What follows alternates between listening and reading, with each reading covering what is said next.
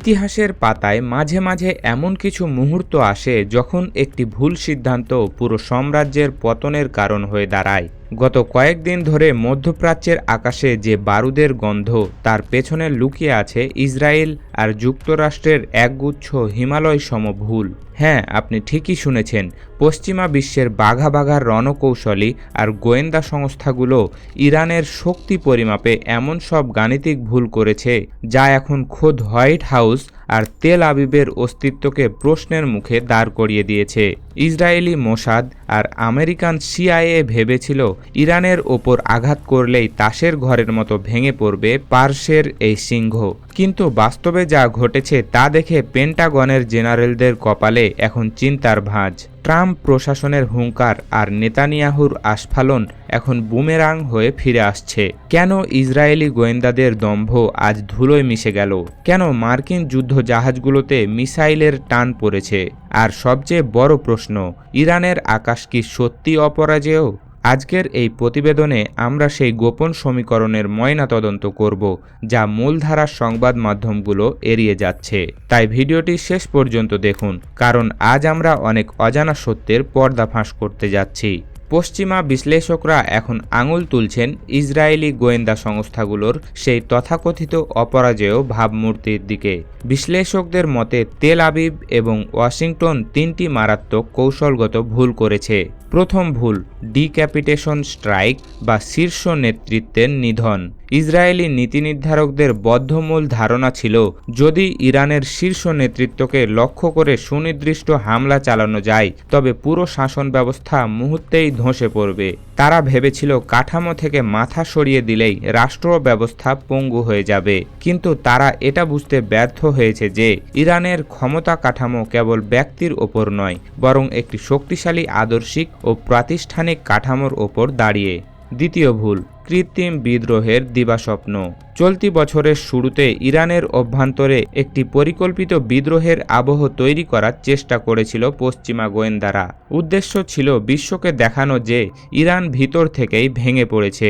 অর্থনৈতিক চাপ আর মনস্তাত্ত্বিক যুদ্ধের মাধ্যমে তারা জনগণকে রাস্তায় নামানোর চেষ্টা করছিল, কিন্তু ফলাফল হলো উল্টো। সাময়িক বিক্ষোভের পর মানুষ যখন দেখল দেশ আক্রান্ত হচ্ছে, তখন তারা নিজেদের ভেদাভেদ ভুলে সরকারের সমর্থনে লাখো মানুষের সমুদ্র তৈরি করলো। তৃতীয় ভুল, ট্রাম্পের ভুল সিদ্ধান্ত।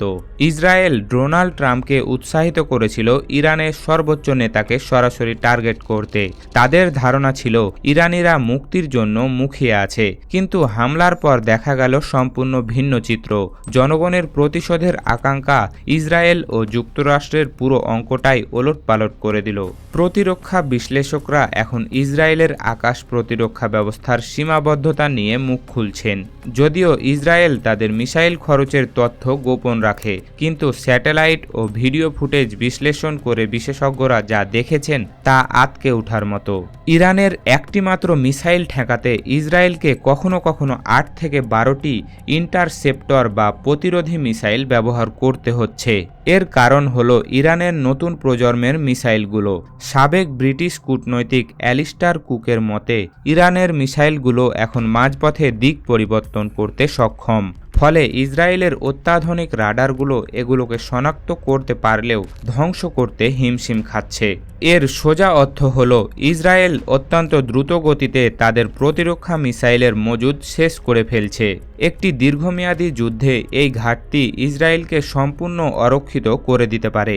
সংকট শুধু ইসরায়েলের নয়, খোদ আমেরিকারও।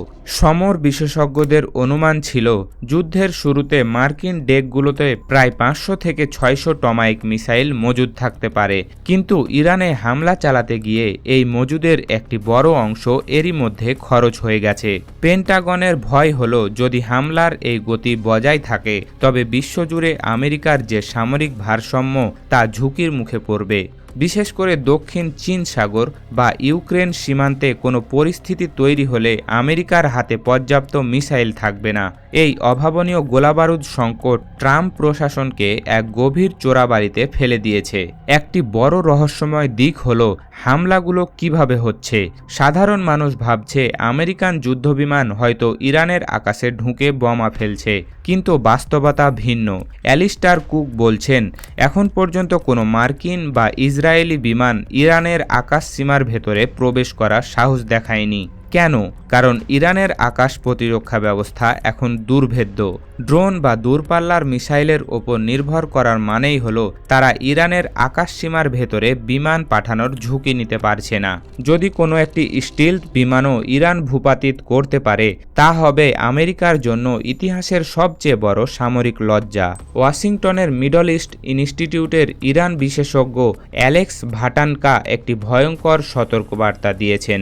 তার মতে ট্রাম্প প্রশাসন কোনো স্পষ্ট এবং টেকসই রাজনৈতিক পরিকল্পনা ছাড়াই এই যুদ্ধ শুরু করেছে। ট্রাম্প অতীতে ইরাক যুদ্ধকে আমেরিকার সবচেয়ে বড় ভুল বলেছিলেন, কিন্তু আজ তিনি নিজেই সেই একই পথে হাঁটছেন। কেবল আকাশপথে হামলা চালিয়ে কোনো দেশের শাসন ব্যবস্থা পরিবর্তন করা যায় না, এর জন্য প্রয়োজন স্থল বাহিনী। আর ইরানে স্থল যুদ্ধ শুরু করা মানে হলো আমেরিকার জন্য আরও একটি অফুরন্ত যুদ্ধ, যা মার্কিন অর্থনীতিকে ধ্বংস করে দেবে। এই যুদ্ধের ফলে পুরো অঞ্চল জুড়ে মার্কিন ঘাঁটিগুলোতে হামলার তীব্র আশঙ্কা তৈরি হয়েছে। পারস্য উপসাগরীয় মিত্র দেশগুলোর যেমন সৌদি আরব বা কাতার নিজস্ব প্রতিরক্ষা সক্ষমতাও এখন তলানিতে। তাদের ইন্টারসেপ্টর মিসাইলের মজুদ দ্রুত ফুরিয়ে আসছে। ইরানের পাল্টা হামলার মুখে এই দেশগুলো যদি অরক্ষিত হয়ে পড়ে, তবে বৈশ্বিক তেল সরবরাহ ব্যবস্থা চিরতরে বন্ধ হয়ে যেতে পারে। প্রেসিডেন্ট ট্রাম্প দাবি করেছেন ইরান আলোচনায় আগ্রহী, কিন্তু তেহরান সরাসরি এই প্রস্তাব নাকচ করে দিয়েছে। তাদের দাবি আগে হামলা বন্ধ করো, তারপর কথা। তাই অনড় অবস্থান ট্রাম্পকে আরও কঠোর হতে বাধ্য করছে, যা পরিস্থিতিকে এক মহাপ্রলয়ের দিকে নিয়ে যাচ্ছে। আজকের পুরো বিশ্লেষণ থেকে একটি বিষয় পরিষ্কার, ইসরায়েল ও যুক্তরাষ্ট্রের যে গাণিতিক হিসাব ছিল তা বাস্তবে মেলেনি। তারা ভেবেছিল আঘাত করলেই ইরান ভেঙে পড়বে, কিন্তু উল্টো ইরানিরা এখন অনেক বেশি একতাবদ্ধ। ট্রাম্প আর নেতানিয়াহু এখন এমন এক ফাঁদে পড়েছেন যেখান থেকে সসম্মানে বেরিয়ে আসার কোনো পথ নেই। আমেরিকা ও ইসরায়েলের এই ভুল অঙ্ক মধ্যপ্রাচ্যের মানচিত্র বদলে দিতে পারে।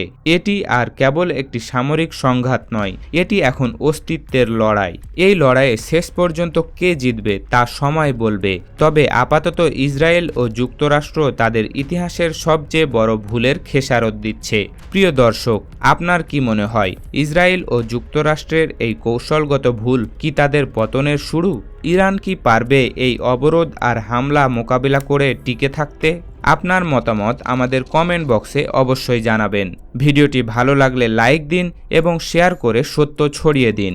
বিশ্ব রাজনীতির এমন সব গভীর এবং রোমাঞ্চকর বিশ্লেষণ পেতে আমাদের চ্যানেলটি সাবস্ক্রাইব করে বেল আইকনটি চেপে দিন। দেখা হবে পরবর্তী ভিডিওতে। সেই পর্যন্ত ভালো থাকুন, সুস্থ থাকুন এবং চোখ রাখুন আমাদের পর্দায়। ধন্যবাদ।